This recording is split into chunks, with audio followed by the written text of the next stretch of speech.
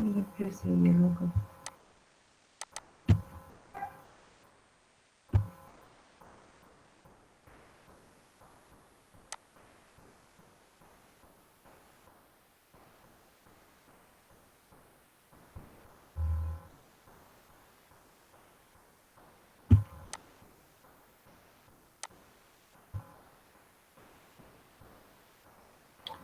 Okay, ji. So,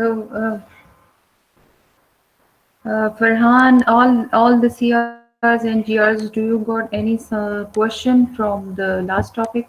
Any problem they shared with you? No. No ma'am, मेरे साथ तो किसी ने नहीं किया। ठीक है, चले जी. Then we'll start our new topic, that is adverb. A word that modifies a verb, an adjective, or another adverb. This is the definition. A word that modifies a verb, an adjective, or another adverb. Um, वो वाले words जो आपके verb को, adjective को या दूसरे adverb को modify करते हैं, उसको हम adverb कहते हैं.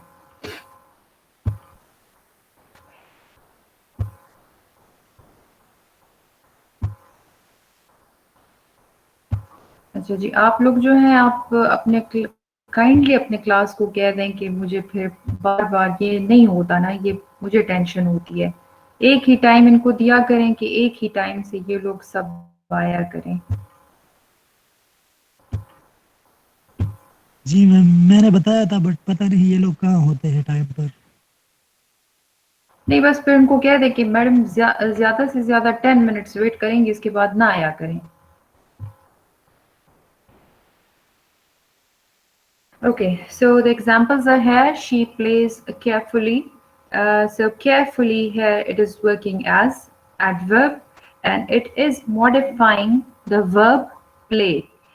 जो आपके verb के बारे में आपको बताता है वो आपका adverb होता है. So in this sentence we have three parts or three components of a sentence. Basically that is she working as subject, play working as verb. We do not have any object, so we have an adverb. So this adverb is modifying the verb, that is play. Second example, he drives slowly. So in this case, again, we have no object and it is modifying a verb. So now we have the types of adverb. Adverbs of manner, happily, carefully, bravely. Adverbs of place, down, here, near, up. Adverbs of time, now, till, soon, today. Adverbs of sentence, probably, certainly, surely. Adverbs of frequency, once, always, often, usually, occasionally. Degree adverbs to, quite, so, very, fairly, rather. Interrogative adverbs when, where, why. Relative adverbs when, where, why. They are the same. The only difference is of question mark, as we discussed in the adjectives, जैसे हमने उसमें discuss किया था, sorry, nouns, pronouns में. Okay, so the next part is formation of adverbs. How we make the adverbs, कहाँ से बनते हैं या क्या होता है ये. Many adverbs of manner and some adverbs of degree are formed by adding ly to the adjectives. Degree के जो एडवर्ब्स होते हैं या मैनर के जो एडवर्ब्स होते हैं वो एडजेक्टिव्स, बेसिकली इनका जो रूट लेटर होता है, वर्ड होता है, वो एडजेक्टिव होते हैं. ठीक है, उनके साथ जब हम एल वाई का एडिशन करते हैं तो उसको हम एडजेक्टिव बना देते हैं. तो जैसे आप देख रहे हैं एग्जाम्पल्स में आपके पास है verb, sorry this brave. Brave के साथ we added ly, so it becomes, so the first one brave is adjective and then we add ly to it, so it becomes adverb. Slow, that is working as adjective, but when it adds ly, then it's working as adverb. Calm, working as adjective, but when it adds ly, then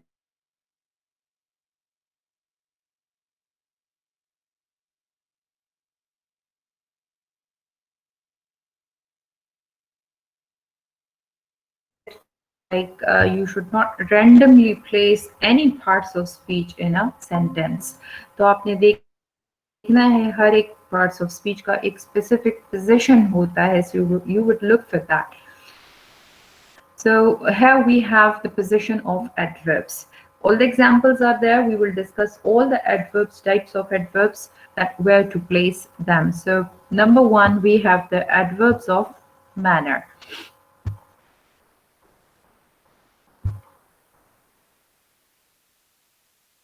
Okay, so adverbs of manner. It comes after a verb. सबसे पहला जो position होता है, you have to remind it and you have to memorize it on your fingertips. It's not possible that without memorizing them you could not go for it. You have to memorize them. So adverbs of manner, it comes after a verb. Verb के बाद लगता है, ठीक है. If you do not have any object, तो आपने सिर्फ आपके पास noun है, subject है और verb है, तो आपने verb के बाद लगाना है. Example, she sings sweetly. Sweetly जो है adverb है. He drives slowly. Slowly it's working as adverb. So you would place after the verb. आपके पास कोई और position इसकी नहीं बन सकती. After the object when there is one or short object. यहाँ पे you have two things you have to remind or you have to understand. Like you have two types of objects. One is direct, indirect, वो हम verb में पढ़ेंगे, लेकिन यहाँ पे you have to be careful with the object. It is one object or a short object. Object या तो one word का होगा या छोटा से इसके साथ कुछ फ्रेजल फॉर्म में होगा, कुछ ऐड हुआ होगा. तो अगर छोटा है तो तब आपने ये वाला पोजीशन यूज करना है. After the object when there is one और the object is short. So the examples are here. He drives the car slowly. He drives the car slowly. So he, subject, drives, verb, the car, object. Slowly, it's working as adverb. She cooked the meal quickly. She, subject, cooked, verb, the meal, object. Quickly, here it is working as adverb. So you look at the sentence. आपके sentence में number one जो हमने position discuss किया, we do not have any object in that sentence and we place it after the verb. Second position जो है उसके साथ थोड़ा सा आपने देखना है, formality है, that is if you have an object that is of one word or if it's a short object. So the examples are given there. अच्छा, next आपके पास जो है the third position is when we have verb plus preposition plus object. Verb plus preposition plus object. The adverb may be placed after the preposition or after the object. अच्छा, अगर आपके पास combination sentence में ऐसा है, like आपके पास है she puts the book on the table quietly. She puts the book on the table quietly. So यहाँ पे आपके पास दो examples मैंने same आपको दिए हैं, but I have simply changed the position of adverb. She working as Excuse me, subject. ma'am. जी बेटा. हाँ. तो मैंने तो सबके साथ शेयर किया है, मैंने तो लिमिटेड नहीं किया. पता नहीं मैम, हमें तो हो रहा है बट क्या करें, वो पूछ रहे हैं बार बार इसलिए मैंने आपसे कहा. अच्छा, तो मैं इसको दोबारा से शेयर कर दूं? नहीं मैम, अक्सर नेट का मसला होता है, शायद उनके पास नेट स्लो हो. हाँ ना, क्योंकि मैंने सब कुछ शेयर किया हुआ है. आप उनको देख के कह देंगे अपने मोबाइल में थोड़ा सा या लैपटॉप में हाथ वाथ मार ले, कहीं से नजर आ जी मैम, जाएगा. मैं बताता हूँ. और जी उनको बेटा, कहें उनको कि ये बता. अक्सर उन्होंने ये मैम का जो नेम है इसे पिन किया होता है ना, इसे अनपिन करे फिर शो हो जाता है.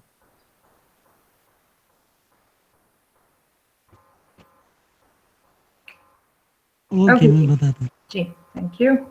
Okay, when we have the verb preposition and object, अगर हमारे पास ये 3 combinations में आते हैं तो फिर क्या होता है?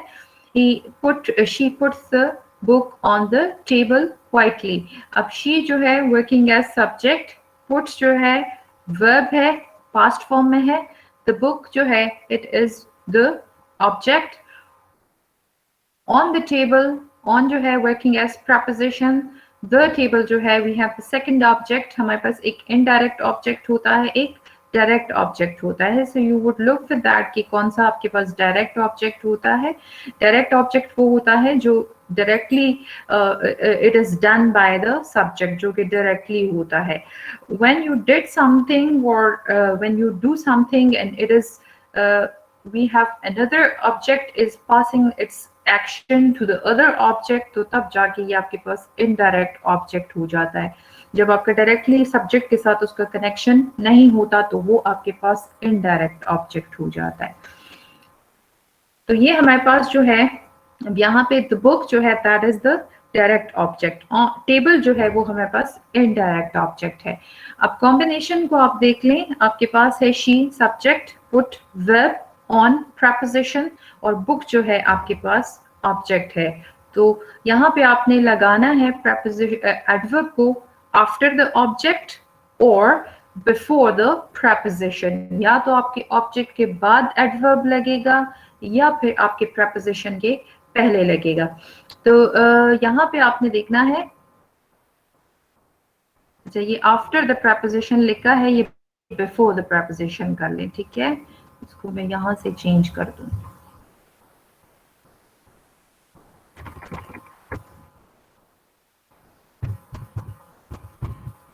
Okay, before the preposition. तो यहाँ पे आप examples को देख लें. That is, she put the table on. She put the book on the table quietly. That is after the object, and she put the book quietly on the table. It is before preposition. तो ये आपकी preposition से पहले लग गया है. तो यहाँ पे आपके पास दो positions हैं कि आपने कहाँ पे लगाना है. Note आपको दिया हुआ है. We cannot place an adverb between the verb and the object in a sentence. ये आपने क्या करना है that you could not place the adverb. Adverb को आप verb और ऑब्जेक्ट के बीच में नहीं लगा सकते, ठीक है. अब कैसे ये एग्जाम्पल आएगा वर्ब और ऑब्जेक्ट के बीच में? आप ऐसे नहीं कर सकते. She put quietly the book on the table.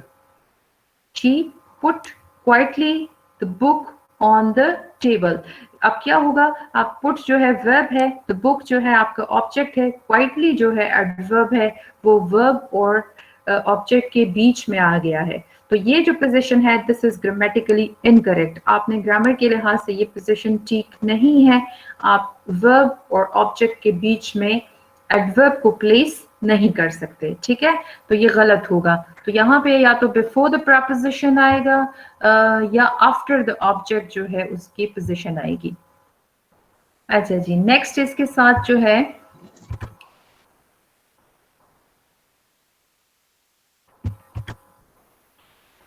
Okay fourth आपके पास पोजीशन जो है if the object is made up of many words, that is long object, then we place an adverb before preposition. अच्छा, पहले हमने discuss किया कि हम object के बाद लगाते हैं अगर हमारा ऑब्जेक्ट वन वर्ड है या छोटा है, कुछ साथ में मिला हुआ है लेकिन ऑफ शॉर्ट वर्ड्स हैं. या यहाँ पे है अगर हमारा ऑब्जेक्ट जो है ऑफ मैनी वर्ड्स बहुत सारा बना है जिसको हम लॉन्ग ऑब्जेक्ट कहते हैं, तो वो वाला अगर सेंटेंस ऐसा है तो वहां पे हम एडवर्ब को प्लेस करेंगे बिफोर द प्रीपोजिशंस. एग्जांपल्स आपको दिए हैं. She puts the book on the table which is brown in colour quietly. पहले तो you understand that what is a long object. Long object मैंने सेम एग्जांपल्स आपको बार बार इसलिए दिए हैं कि आपको कंफ्यूजन ना हो, आप कंपैरिजन में उसको लेके जा सकते हो. सो यहाँ पे है she puts the book, put verb है, the book object, on preposition, the table second object, indirect object है.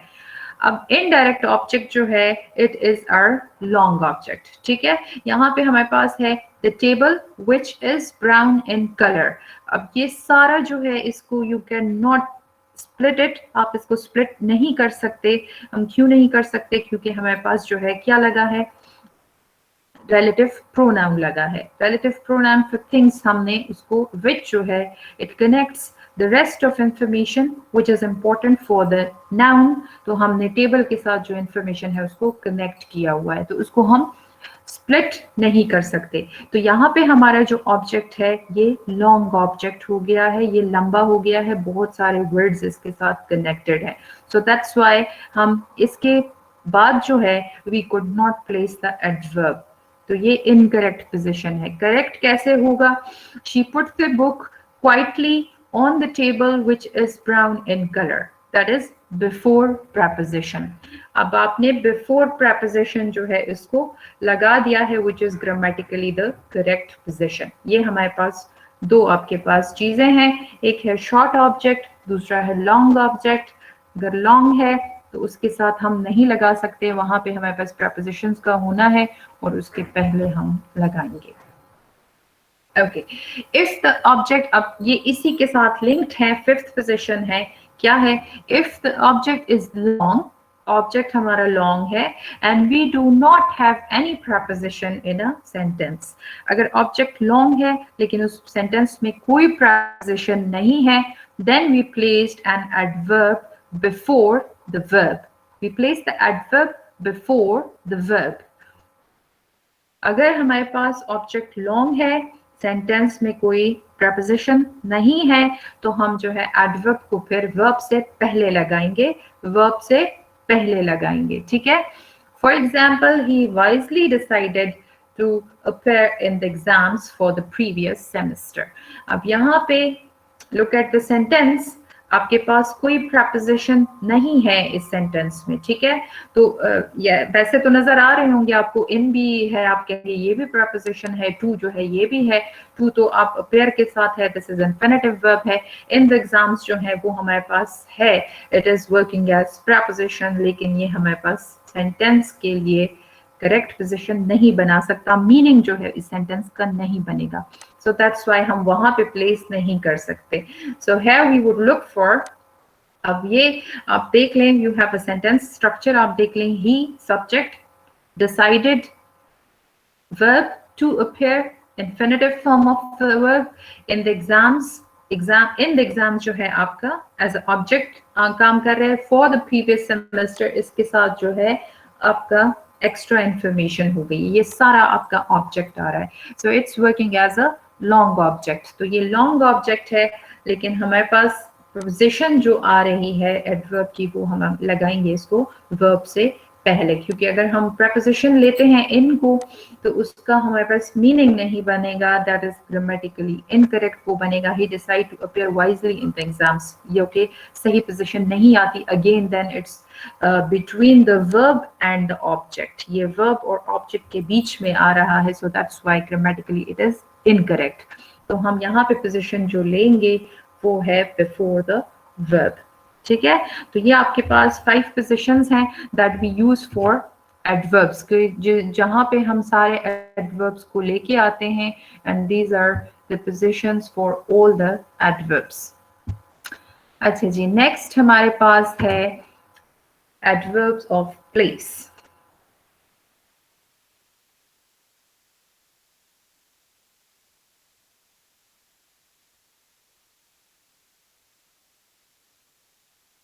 अब एडवर्ब है तो हम इसको वर्ब के बाद लगाते हैं, सेम वही है जो हमने पहले डिस्कस किया। ओके, शी इज अपस्टेयर्स, यहाँ पे शी सब्जेक्ट इज जो है it's working as a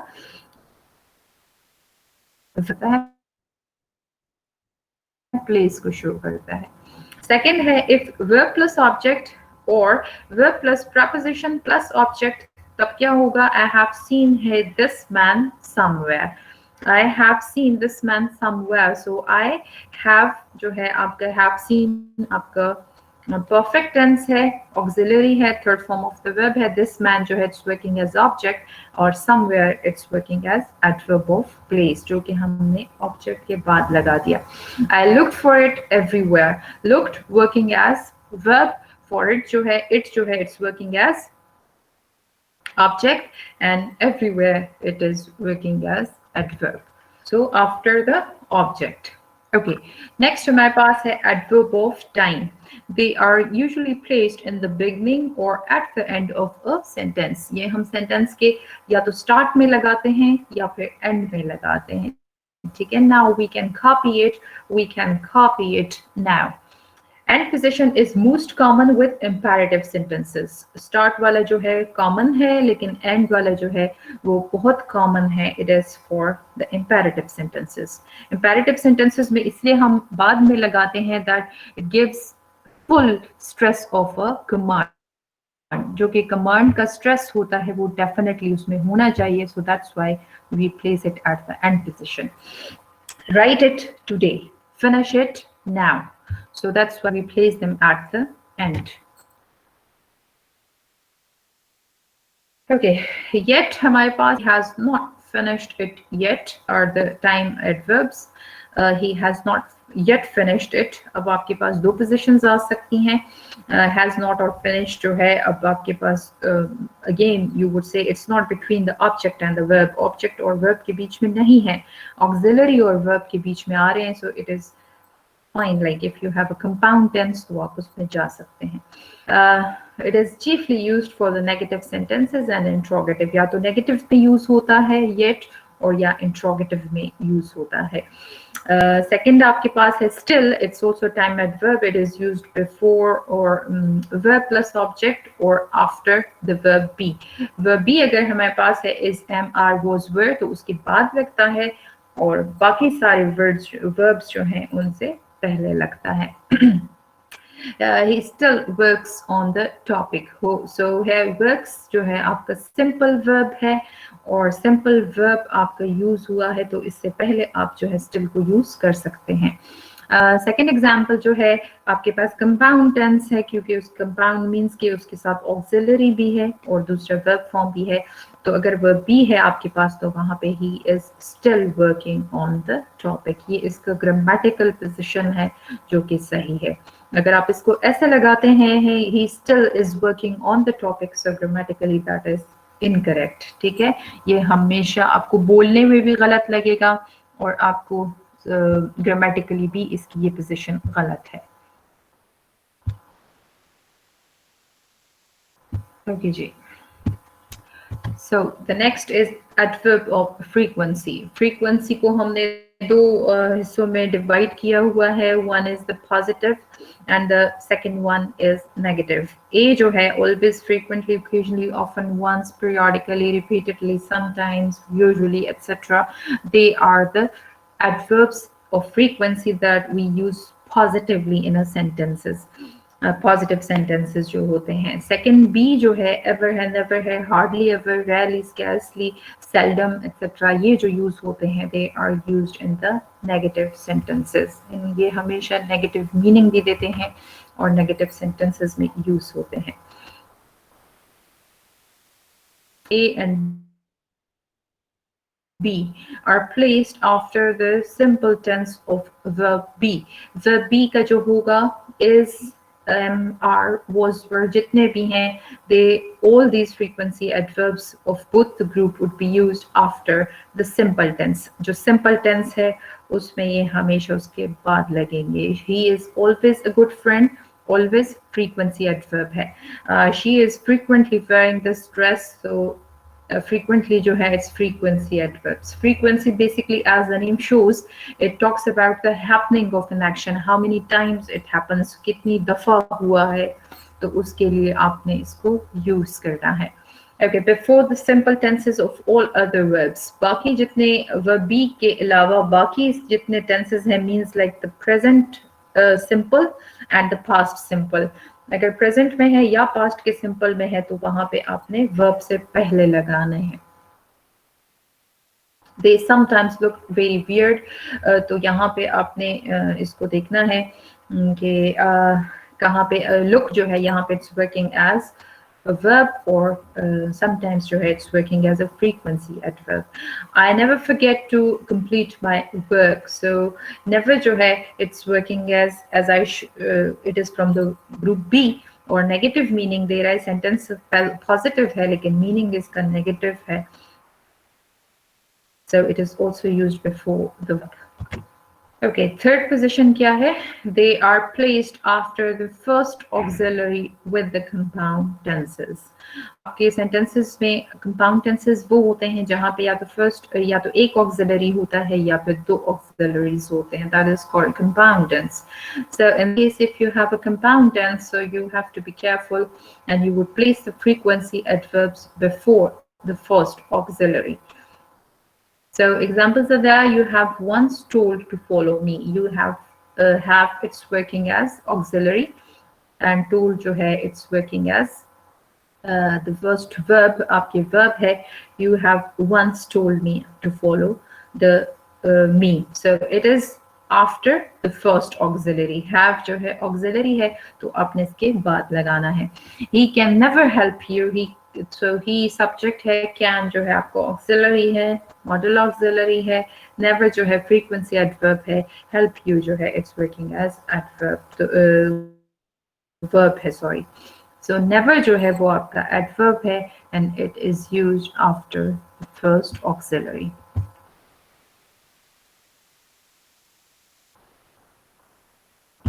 Okay.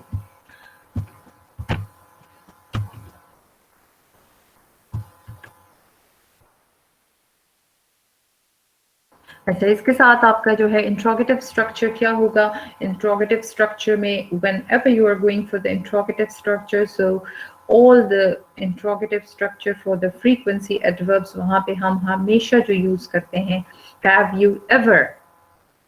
Ever जो है it's a frequency adverb that is used for the interrogative statements. ये हमेशा interrogative statements में आप कभी भी ये यूज नहीं कर सकते. Like जैसे मैंने आपको कहा you have once told me, तो अगर you have once told me अब इसका interrogative बनाते हैं तो आप ये नहीं कह सकते have you once told me, क्योंकि अगर आप इस तरह का interrogative बनाते हैं then it is not working as interrogative. इसका सवाल फिर frequency के लिए नहीं बनता. तो आप जब भी इंट्रोगेटिव स्ट्रक्चर्स बनाएंगे तो उसमें you would not go for the frequency adverbs. वो बाकी आपने यूज नहीं करने, सिर्फ एवर जो है फ्रीक्वेंसी एडवर्ब ये सवाल में यूज होता है इंट्रोगेटिव स्ट्रक्चर्स में. Have you ever told to follow me, तो यहाँ पे फिर आप once, twice, always, usually, occasionally, periodically, वो डिपेंड करता है कि कितनी दफा आपको बताया गया है. तो वहाँ पे फिर आपने वो वाला फ्रीक्वेंसी एडवर्ब्स आपने आंसर में यूज करना है. अच्छा जी, सेकंड फिर before auxiliaries when they are used alone, या तो अलग से यूज हुए हों इन एडिशन टू रिमार्क्स, या तो किसी चीज में ऐड हुए, रिमार्क्स होते हैं उसमें ऐड हुआ होता है, या आंसर टू द क्वेश्चन या किसी का सवाल होता है. ठीक है, तो यहाँ पे आप देख लें कि यस आई समटाइम्स डू, तो समटाइम्स आपका जो है it's the answer to the question, आप वही बताओगे. You complete your task, second example आपका है you complete your task in time but I never do. So it is addition to the remarks. ये आपके रिमार्क्स के साथ आपने एक दूसरी चीज ऐड की है. आपके रिमार्क्स क्या है? You complete your task in time, आपने अपना काम वक्त से किया. दूसरा आपने एडिशन टैग किया हुआ है अपना, दैट आई नेवर डू. तो आई नेवर जो है, नेवर यहाँ पे एज अ फ्रीक्वेंसी एडवर्ब काम कर रहा है. अच्छा जी, नोट यहाँ पे आपको दिया है frequency adverbs are sometimes used before auxiliaries to show the emphasis. आप कभी कभी इन एडवर्ब्स को यूज करते हैं ऑक्सिलरी से पहले. तो ऑक्सिलरीज हमने कहा कि ऑक्सिलरी के बाद यूज करते हैं, ठीक है, जो कि इसका ग्रामेटिकल करेक्ट पोजीशन है. But sometimes we go for the to use the adverbs before auxiliaries. So वहां पे हमारा मकसद क्या होता है? टू शो द एम्फेसिस, वहां पे एम्फेसिस शो होता है. Okay, adverbs of group A can also take the start or end position except always. in the imperative sentences. अच्छा, ग्रुप ए के जो पॉजिटिव फ्रीक्वेंसी एडवर्ब्स हैं वो हमेशा आप ले सकते हैं द एंड पोजीशन, वो हमेशा एंड पोजीशन लेते हैं, ठीक है, एक्सेप्ट ऑलवेज। ऑलवेज जो होता है वो एंड पे हम नहीं लगा सकते, which is rarely found in the beginning, और कभी कभी हम इसको जो है स्टार्ट में लगाते हैं, ठीक है। और स्टार्ट का पोजीशन कहाँ पे यूज होता है, वो इंपेरेटिव सेंटेंसेस में यूज होता है, जो कि स्टार्ट में होता है। और अब ऑलवेज के लिए, ठीक है, बाकियों के लिए नहीं, सिर्फ ऑलवेज के लिए। ऑलवेज जब भी आप यूज करते हैं, it is use with the compound tense, और वो फर्स्ट ऑक्सिलरी जो आपका होगा उसके बाद लगेगा। अच्छा, एंड स्टार्ट पोजीशन क्या है इन द बिगिनिंग, आपके पास है work hard. Work hard, it is a imperative sentence. तो जब आप इसके साथ फ्रीक्वेंसी एडवर्ब का यूज करोगे, ऑलवेज वर्क हार्ड, तो यहाँ पे आप इसका कोई एंड पोजीशन नहीं हो सकता, it would always take the position in the beginning of a sentence. Often is used in the beginning, at the end position it is mostly used in the beginning, ठीक है, often जो होता है, and it takes the end position in a sentence, but not separately, it always takes very, quite or so with itself, ठीक है, क्योंकि इन सब की मीनिंग सेम आ रही है। तो ये एंड पे तो अकेला काम कर सकता है। एग्जाम्पल्स आपके हैं, often he wakes up early, often he wakes up early, तो यहाँ पे आपके ये स्टार्टिंग पोजीशन है, इन द बिगनिंग है। एंड पे अगर आप लगाओगे he wakes up early often, आप ऐसे नहीं कर सकते, ठीक है, he wakes up early often, so it would not work separately, it would always take very or quite, ये अपने साथ very और quite को लेगा। तो ग्रामेटिकली अगर होगा तो very और quite दोनों की सेम मीनिंग है। he wakes up early very often, he wakes up early quite often, ये इसका एंड पोजीशन है। जैसे नेक्स्ट हमारे पास है adverbs of sentence. They modify the whole sentence और clause and normally express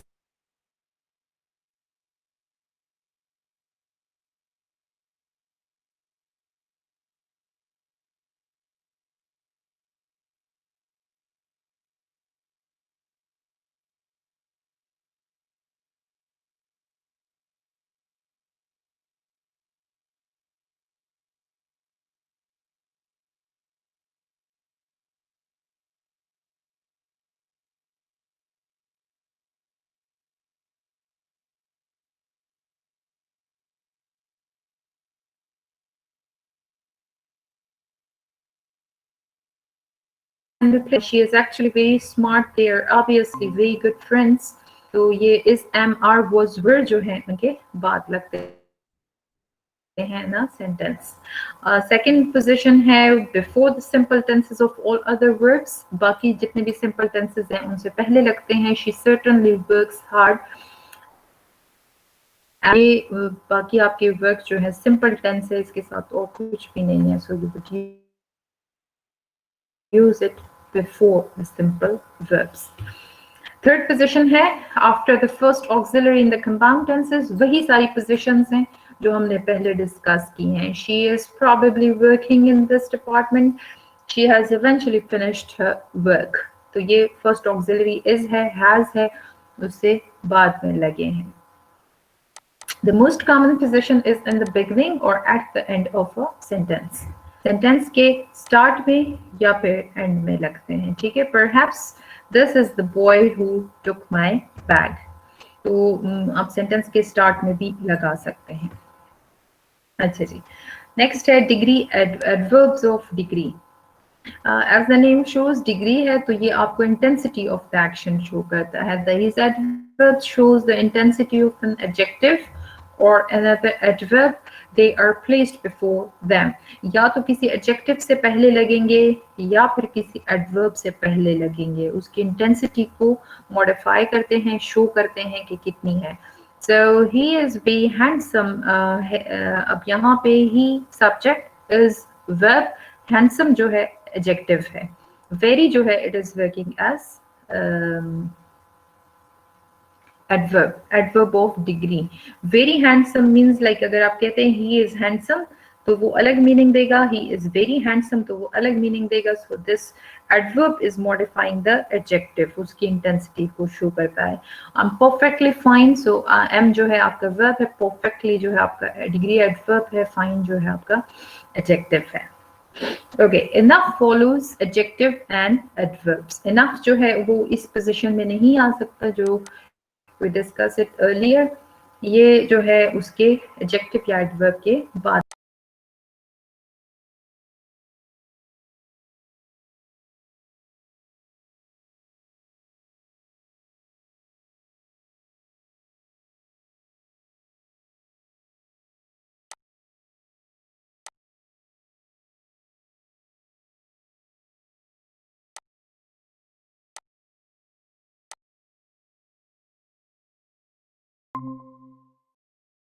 did not work quickly enough। अब did not जो है नेगेटिव फॉर्म वर्ब है, और वर्क जो है it is working as verb, past tense का नेगेटिव है। क्विकली जो है इट्स वर्किंग एज एडवर्ब, और इनफ जो है यहाँ पे it's working as degree adverb. So यहाँ पे the degree adverb is modifying another adverb, जो कि डेफिनेशन में हमने पढ़ा है। तो ये दो एडवर्ब्स हैं, एक डिग्री है, दूसरा आपके पास मैनर है, तो उसको मॉडिफाई करता है to show the intensity. Okay, next है relative adverbs. Relative adverbs connect the two clauses of a sentence and at the same time refer back to its antecedent and its, that is place, reason and time. Where ये same उसी तरह का है जो हमने पढ़ा था relative pronouns में, ठीक है। अब relative pronouns जो होते हैं वो आपके पास it's is the modification of a noun. इसको आपने क्लियर करना है कि वो वाले जो प्रोनाउन के रिलेटिव प्रोनाउंस थे वो नाउन के बारे में बताते हैं, ठीक है।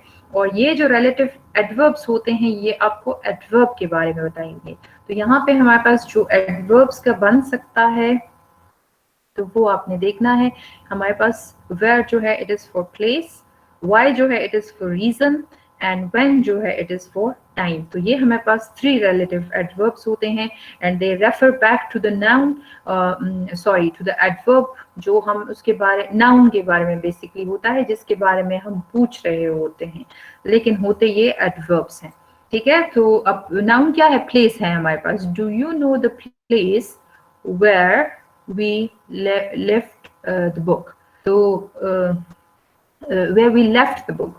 okay, तो यहाँ पे where जो है it is working as relative adverb।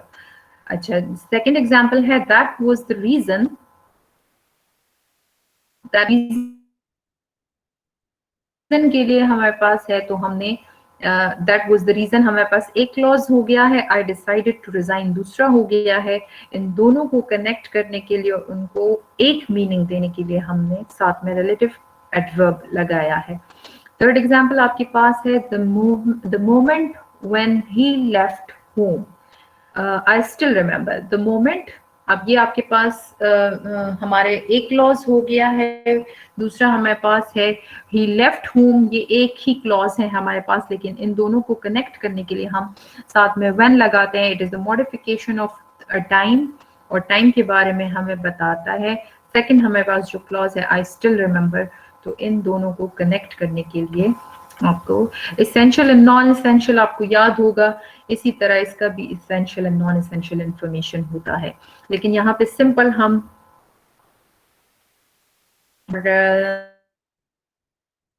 हमारे पास टाइम एडवर्ब है और हमारे पास रीजन का एडवर्ब्स हैं। मैनर जिसको हम कहते हैं तो किस तरीके से होता है, तो मैनर को हम रीजन में ले लेते हैं। अच्छा जी, अब यहाँ पे these adverbs can be placed with, replaced with। अब इन adverbs को जो है हम replaced कर सकते हैं, ठीक है। when को हम in which कर सकते हैं, on which कर सकते हैं, where को भी हम in which कर सकते हैं, at which हो सकता है। in और at को आप देख लें, अगर if it is not specified तो in आएगा, if it is more specific तो फिर at आएगा। रीजन को जो है हम रिप्लेस करते हैं y जो होता है दैट इज फॉर विच।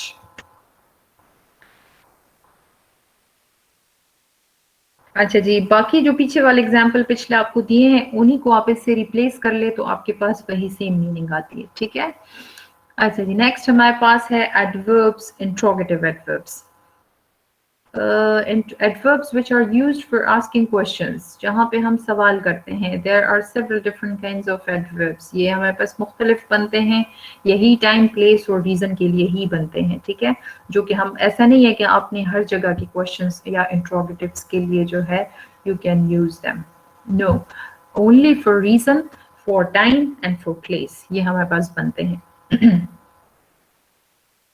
अच्छा जी, इंट्रोगेटिव एडवर्ब्स ऑफ टाइम, ये हमारे पास टाइम के लिए यूज होते हैं। तो क्या है? व्हेन है, हाउ लॉन्ग है, हाउ अर्ली है, हाउ ऑफन है। How long will you stay here, ये एक का हो गया। दूसरा है हाउ ऑफन डू यू पे फॉर इट, तो ये आपके पास दूसरा इंट्रोगेटिव हुआ। प्लेस के लिए आपके पास क्या है? इंट्रोगेटिव एडवर्ब्स ऑफ प्लेस, तो ये हमारे पास है where do you live, where should I search for it. Interrogative adverbs of numbers हैं how many students are in this class and how much money do you have. Countable uncountable को आपने देखना है। How often do the members meet, तो ये भी आपके पास number में आ सकता है।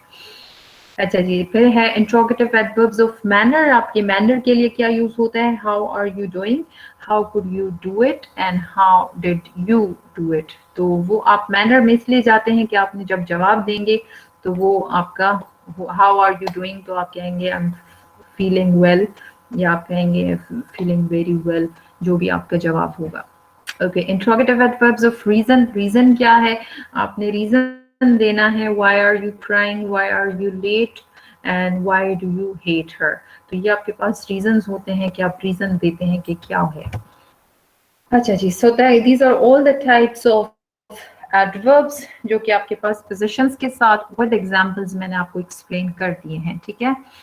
अच्छा जी, नेक्स्ट जो हमारे पास स्टेप होता है that is some of the adjectives and adverbs are used in the same forms, ठीक है। ये एक ही फॉर्म में यूज होते हैं, इनका एक ही फॉर्म होता है और जो सेम एडवर्बियल फॉर्म भी यही होता है एंड एडजेक्टिव फॉर्म भी यही होता है, ठीक है। अच्छा, पहले इस टेबल को देख लें। यहाँ पे आपको कुछ ऐसे वर्ड्स नजर आ रहे हैं जिनमें स्टार लगा है, ठीक है।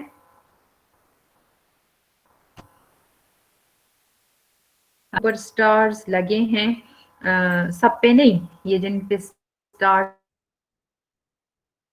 लगे हैं ये वाले जो होते हैं इनके 3 फॉर्म्स होते हैं, ठीक है। एक एडजेक्टिव फॉर्म होता है, एक एडवर्बियल फॉर्म होता है और दूसरा ly फॉर्म होता है, ठीक है। लाइक फॉर एग्जांपल अगर आप डीप को देख लें तो डीप एज एडजेक्टिव भी इसी तरह यूज होता है, डीप एज एडवर्ब भी इसी तरह यूज होता है और डीपली जो है जो कि ly के साथ होता है वो भी एज एडवर्ब यूज होता है बट हैविंग डिफरेंट मीनिंग, उसका मीनिंग चेंज हो जाता है। तो स्टार वर्ड्स जितने आपके पास हैं ये एज एडवर्ब भी इसी तरह यूज होते हैं एंड एज एडजेक्टिव भी इसी तरह यूज होते हैं। इनका ly फॉर्म भी है लेकिन वो इसका मीनिंग चेंज कर देते हैं। पहले आप इसको पढ़ लें फिर मैं आपको बताती हूँ आपने करना क्या है। अच्छा जी,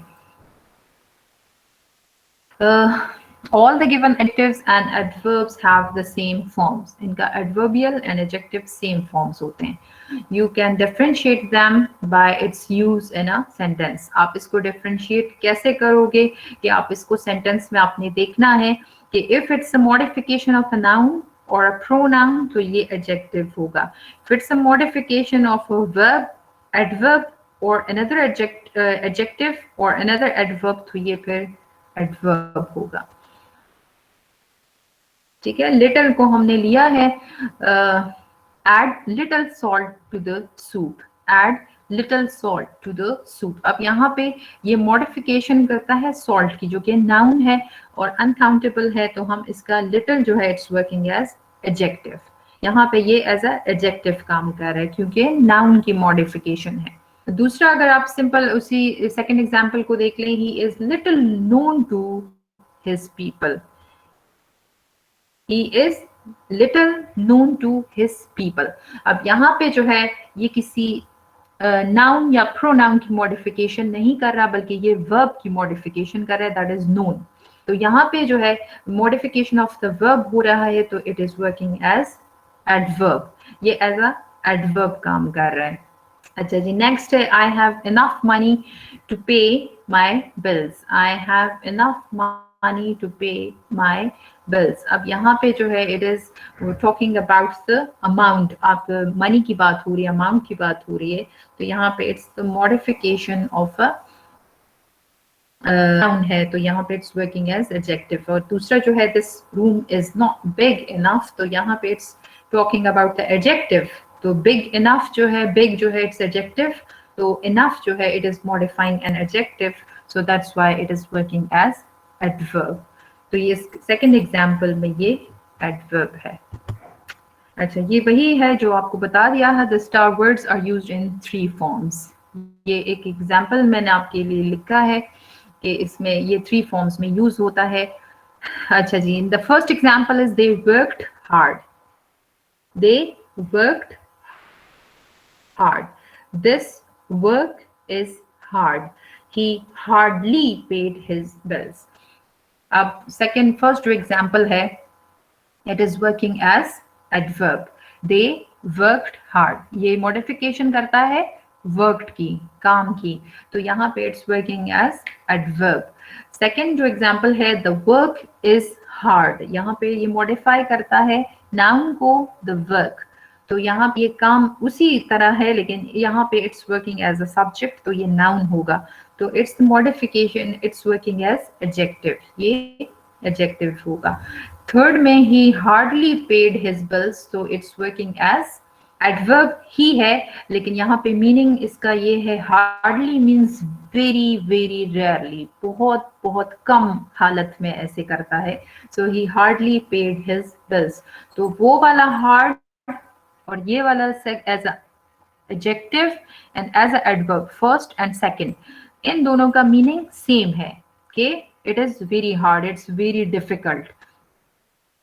दोनों तरीकों में, वह एक जो है काम मुश्किल है, दूसरे में सख्त काम करता है, या वो भी सख्त है ये भी सख्त है, in both the cases having the same meaning. But when we look for the ly form, तो उसका टोटली मीनिंग चेंज हो जाता है एंड इट बिकम्स हार्डली। ठीक है, so this is all for today. और काम आपका ये है, ये आपके स्लाइड्स भी मैं शेयर कर दूंगी। एंड सेकेंडली, आपने जो सारे आपके एडवर्ब्स हैं जो हैविंग द सेम एडवर्बियल, ये जो टेबल मैंने आपको दिया है, ठीक है, इस पे आपने असाइनमेंट करना है, बनाना है, अपने CRGRs को आपने देना है, ग्रुप्स बना दें और उसमें आप एग्जांपल्स जस्ट बना दें कि इसमें मीनिंग में क्या डिफरेंस आ रहा है। ठीक है, एज एडजेक्टिव ऐसे आप बना दें। इफ दे जो स्टार वर्ड्स हैं उनके 3 सेंटेंसेस बनेंगे और जो बाकी वर्ड्स हैं उनके सिर्फ 2 बनेंगे। आपने डिफाइन करना है where it's working as adjective, आपने डिफाइन करना है where it is working as adverb, और आपने डिफाइन करना है where it is working as in it's ly, how it differentiate in meaning, कि बाकियों से ये मीनिंग में कैसे अलग हो जाता है अगर इसको हम एज अ ly यूज कर लें। ठीक है, आपने अपने क्लास के जो CRGRs हैं उनके पास आपने जमा कराना है and I will check it out.